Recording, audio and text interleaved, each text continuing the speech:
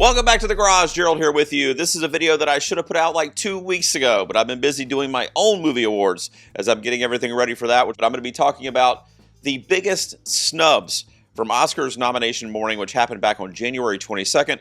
Of course, the Academy Awards this year will be on March 15th. And in looking at the awards season calendar here, you see all the various precursors that we have yet to get the winners for. Some of these names and movies that I will be mentioning on this video, even though they were snubbed by the Academy, they are going to be showing up at some of these other pretty prestigious award shows, so maybe they'll have a chance to walk away with some gold and throw some old hardware on the mantle or in the display box at their casa. We shall see. On this video, at the end of the day, I'm just going to give you the 10 things that I'm still honestly kind of surprised missed on Oscars nomination morning. Now, in my viewpoint, it's not a snub if it's like a performance that I liked or that I thought was much better than something else that got nominated. You know, for example, Jennifer Lawrence in Die My Love was my #1 performance of the year, but I don't think that was going to get nominated, so I wouldn't consider that a snub because that was not a movie, and especially being directed by Lynn Ramsey, it was not really in the mix because Jennifer Lawrence hadn't been winning in all the other precursors. A snub is where a movie or a performance or a tech or whatever has been hitting at all the points that it needs to hit to show up on Oscars nominations morning. And in a lot of cases, there's only 5 spots, or in the case of Best Picture, there's only 10. So the levee has to break, right? And somebody's going to miss, and somebody's going to get in. Now, a lot of this video is going to be me just basically whining about some of these predictions that I missed, or some of these performances, technical achievements, or films that I think should definitely be in the mix come March 15th, and they just aren't. So I apologize for all the crying and being a baby that's going to happen on this video. But other than that, there won't be a ton of commentary. I'm just going to give you my 10 biggest snubs, and I'm going to start with what I think is the most egregious, down to ones that, man, I can't believe that missed. Like, okay, it kind of makes sense, but that kind of stinks for that film or that performance. So starting with the most egregious, the #1 biggest snub from Oscars nomination morning is, of course, Wicked for Good. And yes, I'm saying the entire film because it blanked. It got 0 nominations on Oscars morning. And that was after showing up on almost every single Oscars shortlist, but those did not end up translating to nominations, of course. Now, I thought to put here Ariana Grande, of course, missing for supporting actress from Wicked for Good. But I said, you know what? I'm going to put the whole movie because I can't believe that we didn't give that film, the Academy didn't see fit to nominate it for a minimum 3 Oscars. And the minimum, the bare minimum for that film that should be present on March 15th on those ballots is original song. And if you just want to say one of them, which there's a couple that should be in the mix, we would say The Girl in the Bubble, performed by Ariana Grande, written by legendary Stephen Schwartz, who has a great success with the Academy. And it's been showing up at all the other precursors that have original song as part of their show, not to mention the critics and regional groups. Also, production design and costume design are very strong, and just having a keen eye for those technical achievements, there's no way you can convince me that those 2 specific categories, and I'm giving you the bare minimum here, were not in a group of 5 of the best that we got this year. Now, the only argument that I've heard that kind of makes sense and that people could make is that it's only a year removed from the first Wicked film. And they just nominated it for 10 Academy Awards last year, including a lot of the categories that I just mentioned, although original song was not eligible last year. But Paul Tazwell won for costume design last year, for example. So maybe they didn't want to reward it again just a year later. And I get that mentality and how that could have affected it. A lot of people have thrown the argument online, it should have been one movie, then it would have won a bunch of awards last year because it would have been the one and done, we've got to give it to it now situation. But maybe this 2-parter kind of messed it up. I don't agree with that as a fan of the musical and as a super fan of Ari and the franchise. I love that they split it up because it is 2 really different stories. And Act 2 is much darker and much heavier thematically, that I think it made sense to not weigh that first movie down with a 4+ hour runtime when the second half of it is pretty dark and dreary and dramatic. But 0 nominations? It's like they literally went out of their way to not nominate Wicked for Good for anything. It's almost as if it made it into the final 5 for a couple of categories, and the board got together and said, you know what, let's not do this, let's take it out and give it to the 6th film. You had a movie like Avatar Fire and Ash get in for costume design. And not to take anything away from the designing on paper and the sketches that are made as part of the costume design Oscar, that went into, especially like the villain tribe and a lot of the different things that we see in Fire and Ash are really, really cool. And I actually really enjoyed that movie more than some did. But I'm sorry. I mean, I know I'm biased as a fan of the franchise, but Paul Tazwell should be in this category for costume design. That is literally insane. And then there's a song like Viva Verde. I do Oscar predictions and comb through hundreds of possibilities for these categories over the course of like 10 or 11 months. I didn't even know what that song was when they announced it on nominations morning. And you left out Ariana Grande's The Girl in the Bubble, and then, of course, No Place Like Home, performed by Cynthia Erivo. I'm literally flabbergasted that they missed original song and costume design, as well as production design at a minimum. There were also heightened technical effects this time around for things like cinematography and visual effects that, in my opinion, were much better than they were in the previous film, which did get a nomination in some of those categories, but didn't this time around, even though they were better technically. So a really strange situation where it feels a bit sketch. And then I would be remiss if I didn't shout out my queen, Ariana Grande. She hit all the major precursors, guys. She didn't miss anywhere until Oscars nominations morning. I understand she hasn't been winning with the exception of a handful in the regional/critic groups. You're looking at a performance like Elle Fanning, who I absolutely adore, and I don't want that to get lost in the shuffle, probably sneaked into that fifth spot for sentimental value. And she's in that category this year at the Oscars with Inga Ibsdottir Lilius, who was also in a supporting role in that film. By the way, I love Sentimental Value. It was my top 10 films of the year. But the work that Ariana Grande turned in Wicked franchise as a whole, and even especially in Wicked for Good, which is what they would have been honoring here, was a much more layered, nuanced performance from Grande than we got with kind of that comedic, lighthearted approach in the first film. But we did still get some of that too. This is the one that I'll be talking about in this video that actually makes me sad, to be honest, that she's not in the mix.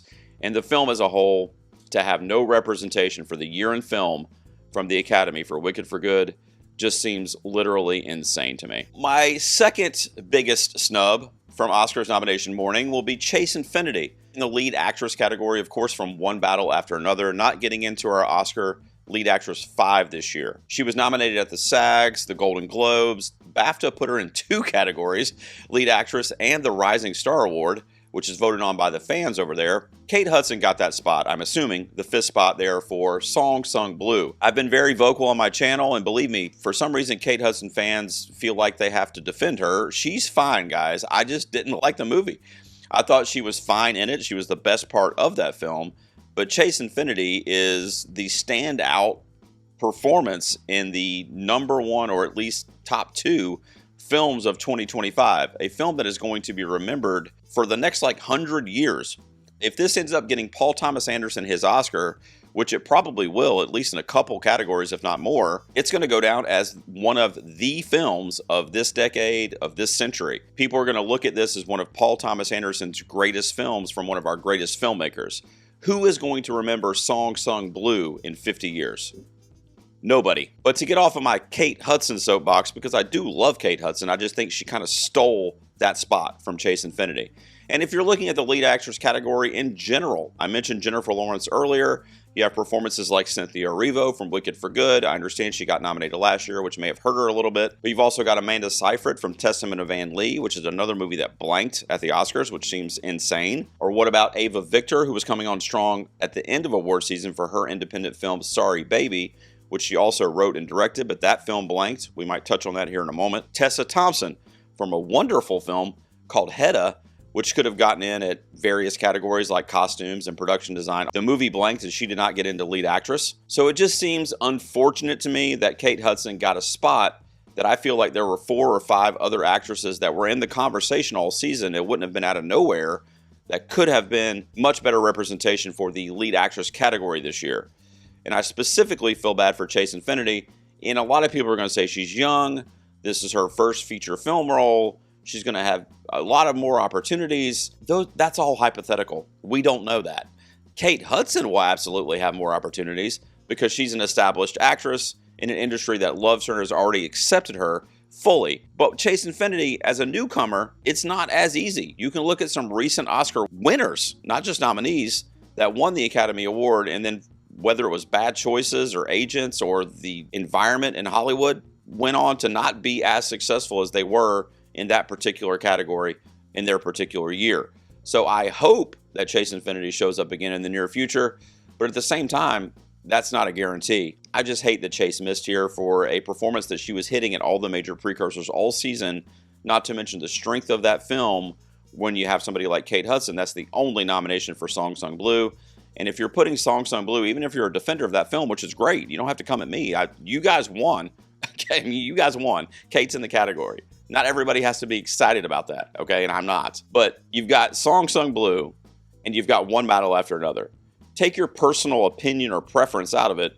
Which one of those movies is going to live on in movie history? That's all I'm saying. My number 3 biggest snub is going to be Park Chan-wook, or the film No Other Choice.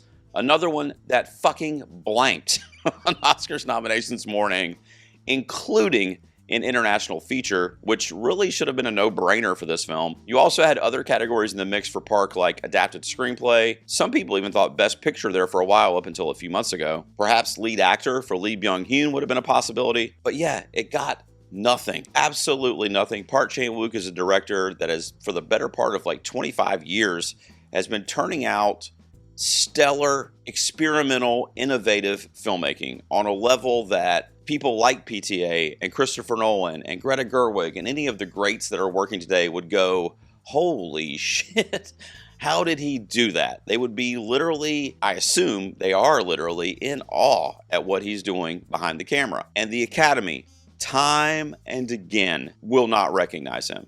It is literally makes my head hurt when I think about it. Now, there was a controversy going around a few months ago with the WGA during the strikes, the writer's strikes, and Park Chan-wook, I guess, was working on a TV show, I think, and he was making edits to the script that they had already written, and that was considered taboo, like, oh, you're not supposed to be doing inner writing during that period. But when I heard Park's explanation of that, and of course I don't know him personally, so I don't know if this is accurate or not, but I at least did not feel like there was any malicious intent on his part or his partner's part when they were just kind of fixing the writing that they'd already done. Nonetheless, that may have hurt him in the long run with members of the Academy. I'm not sure, but at least that would explain it a little bit, because otherwise, the fact that he just keeps missing, somebody commented on one of my videos that he may be blacklisted in Hollywood. Like, I'm not joking. Like, it is literally unbelievable to me that he did not get nominated for at a minimum an international feature for No Other Choice. I know it was a stacked year, and Neon had a lot of players in the mix, and I love all those films that got nominated in international, but it would have made perfect sense for him to be in that category. Adapted screenplay would have been big too, but here we are. Now, there's one more big miss. My next most egregious snub is going to be for Jafar Panahi, or It Was Just an Accident, particularly in Best Director and Best Picture. Now, this film did get into international feature, which I agree with. It also got into original screenplay, which I also agree with, but it did not make Best Picture or Best Director. I had it as my 10th Best Picture slot when I did my predictions. So it did come as a bit of surprise to me, although I kind of saw it coming and a lot of other people did as well, that F1 swooped in, I'm assuming, to that 10th spot that would have been for Panahi's film in the 0 hour, because if it was a technical marvel, it got a lot of technical nominations, even without the acting or screenplay nominations or director for Kaczynski. It was still able to get into Best Picture as a big tech player, something similar to like the Dune films, right? And I like F1. I actually ranked it 7th out of the 10 nominees when I did my ranking a couple weeks ago for the Best Picture nominated films. You know, this is really a snub on the award circuit in general, not even just the Academy here, because I feel like they had an opportunity to embrace Panahi and embrace that film and really just put their arms around it and carry it to prominence, even if it didn't win. But the important narrative that Panahi is living as a filmmaker and how he is being held down by his own country of Iran, and basically they are holding him in contempt for making films. They're not letting him exercise his craft. He's making them in secret and kind of behind closed doors, editing them when nobody's looking, and putting out these films that aren't just like, oh, those are movies patched together. These are like modern masterpieces. And It Was Just an Accident floored me this year, also in my top 10 films of the year, and one of the best international movies by a mile that I saw. Also, possibly the best ending of any movie all year, the last like minute of this film.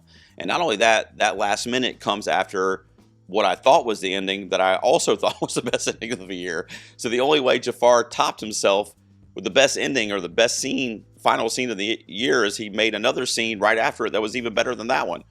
Phenomenal. Now, going through the rest of my 10 here, these are all pretty much tied. I'm just going to kind of list them in no particular order going forward. These are all ones that I think either I predicted them to get in, or a lot of people did predict them to get in, or it was kind of obvious that these things were going to happen, and they just ended up not happening. I'll talk about a couple acting ones first. I had Jesse Plemons getting into lead actor for Begonia, and of course he did not. Now, Jesse Plemons was nominated at the Screen Actors Guild, which is usually a pretty big precursor for actors. He also got the Globe nomination and the BAFTA nomination, even though that came after this year, but nonetheless, he has it. But the Oscars said, we are good, we're all set, which I don't understand, especially since the film performed so well, and since him and Emma Stone are really a two-hander.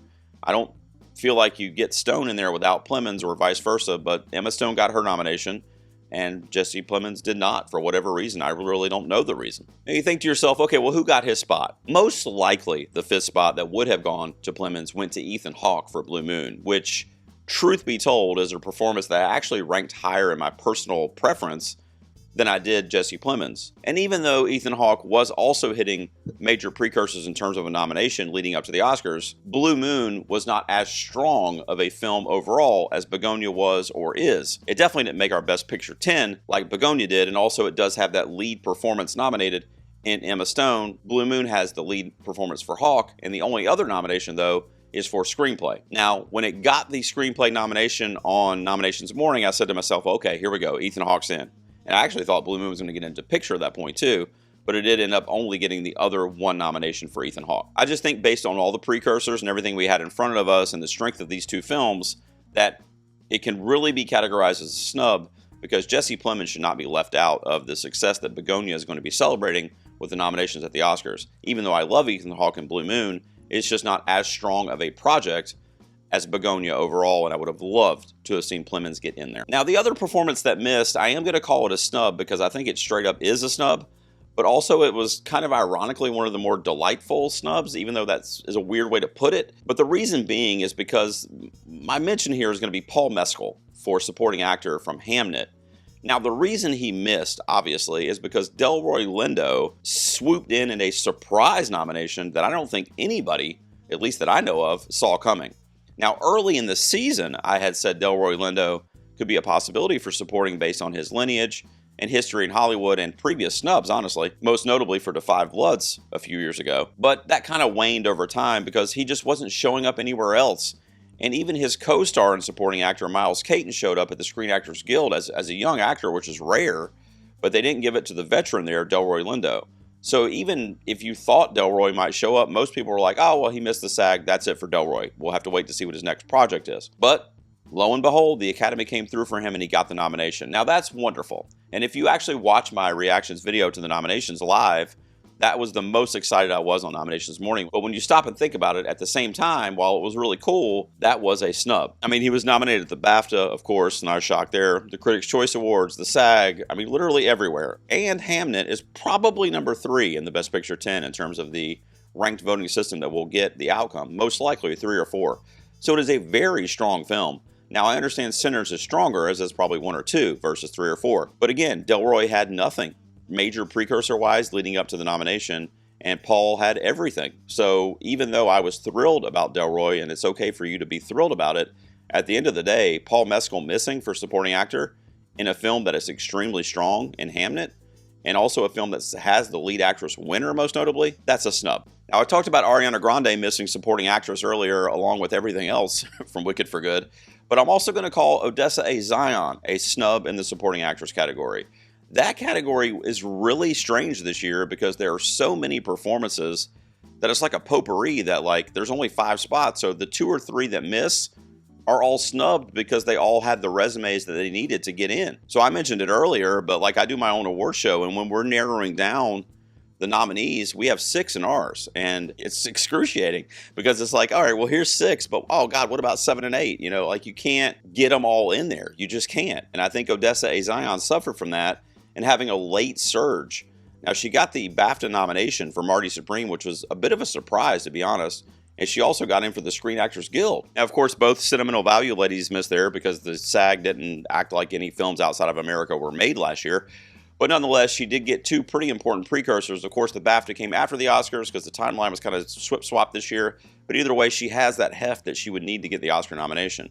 Now, of course, with Ariana missing, with Odessa missing, Elle Fanning got it. So again, just kind of like Delroy Lindo, it's exciting, and I'm very, very excited for Elle Fanning because I love her. So she's a great actress who deserves her flowers. So it's not like I'm pissed that Odessa didn't get in, but at the same time, it is kind of snubbish because she had everything she needed to get in there, and that late surge may have been too late. It may have been just like a week or two too late with Marty coming out on Christmas Day and those nominations, even the BAFTA coming out after the fact. It was just a little bit of a late surge that I think would have had to start a little bit sooner for her, especially since she's a pretty new name, honestly. But it would have been great to see her in there. It was one of my favorite performances of the year. My next biggest snub, we've only got a few more here, is I'm going to call this a snub because, yes, I predicted it, but also if you try to figure out what the best casting award is this year, and based on the nominations that we did ultimately get, this feels like a snub to me.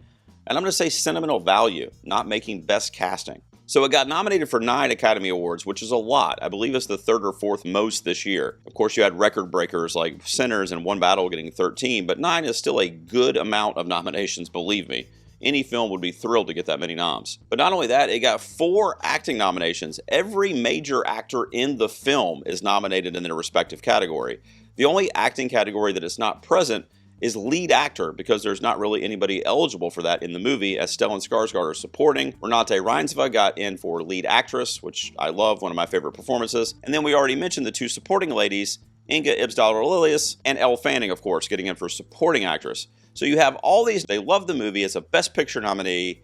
Best Director, Joachim Trier got in. It's everywhere. All the top of the line categories, even technical categories that we didn't expect it to get, like editing, for example. I mean, I'm sure some people expected it, but it's not like you watch Sentimental Value and you go, man, that is a crazily edited film, something like Marty Supreme or whatever. But it didn't get best casting. And to have all the acting nominations and to be nominated broadly across the Academy just seems strange to me. And I think that would categorize it as a snub. Now, very similar to what I said about Delroy and Elle Fanning getting in, is that because these movies missed or because they're snubs, in most cases, not all, in most cases, something really cool happened. And in this case, The Secret Agent, the international film from Brazil, Rise Up, got into best casting, probably in that 5th spot that was most likely would have been Sentimental Values. So I do love it, and I do love that even without the multiple acting nominations, of course, Wagner Moura is in for lead actor, but no supporting players, not in for director, you know, that type of stuff. But I do love that it showed up here, and I love that the Brazilian culture is being shouted out at the various supporting roles and kind of smaller roles in that film to create this very elaborate, eclectic cast. But at the same time, we're trying to figure out what this Academy Award for casting is. So I get it, we don't really know what it is yet, but to me, it just seemed like obvious, especially that Elle Fanning got in and all the actors were nominated, that the cast would be nominated. So it's really strange to me, but there you go. So I'm going to call that a snub this year. And then the last couple are like, I think snubbish, snub-worthy, you know, but these last couple are more just like, man, this would have been really cool to see, and a lot of people thought it might happen. I'm going to start with Sorry Baby. And I'll say 0 because it did blank, but really the screenplay nomination is a bit of a snub. Now, in fairness, and you don't have to hit me in my comments, it was a stacked category. And Ava Victor's kind of indie screenplay that premiered back at Sundance almost a year earlier, it's been floating around for a while. People may have forgotten about it, or it kind of lost its place in the zeitgeist over the course of the year. But then it had that surge, right? Especially at the Golden Globes when Julia Roberts shouted it out when she was giving away an award, and she mentioned Ava Victor in the audience who she was sitting with, and everybody go see Sorry Baby, it's on HBO. And then the movie, like, you know, spiked on HBO, and I thought, okay, maybe that'll get it over the hump. It'll definitely get it back into the conversation, which it did. And Ava's been showing up at other award shows. She's been on the red carpet. She's been phenomenal. I love her, and I love that movie. And I think she should be very proud of it, even though it didn't get into the Academy Awards. But, you know, Blue Moon snuck in there, right, to that 5th spot, most likely, because you had Marty Supreme. We already mentioned it was just an accident. Sentimental Value, another one for them. And Sinners, of course, an original screenplay. So Blue Moon probably took that 5th spot that was up for grabs. A lot of people said Weapons by Zach Kreger, but that's a horror movie. It's possible, but it was a little more far-fetched. Blue Moon, I thought, would get in if the film was strong enough to bring other stuff with it, which, of course, it brought Ethan Hawke. But nonetheless, it would have been very, very cool to see Ava Victor get in for original screenplay for Sorry Baby. Man. So I'm going to call it a snub, but it's also one of those where I'm like, man, I wish that would have happened, you know, just kind of a personal thing. And then the last one that I don't know that I'm really upset about this one. It just seems like a really weird omission. And that is the fact that we don't have a nomination, not one single nomination for any superhero or comic book inspired film. Nothing. Now, that is almost present every single year in one various category or another, and usually it will fall into a category like sound or visual effects. And this year, visual effects had a player in Superman from DC that I had predicted, a lot of people had predicted, and it's actually really, really good VFX, and it did make it. And not only that, they love Marvel films in the visual effects category, and they had a couple players that were eligible there, like Thunderbolts, and even more specifically, Fantastic Four First Steps. Now, it ended up on the short list for a lot of things, as did Superman for VFX. And then, of course, Best Sound is in the mix for all these movies as well. It's also the first time since 2020 that there hasn't been a film from the superhero realm nominated for anything at the Oscars. And that was the COVID year, so which was a bit of an asterisk because a lot of stuff didn't even come out that year. So it's been a while. It's been almost 5 years, and it was just weird to me, especially since I thought Superman was pretty much a lock for VFX, and I also felt really good about Fantastic Four in a couple categories. But yeah, no superhero movies this year. Yeah, I think it's ironic too, because Ryan Coogler's there, one of the front runners.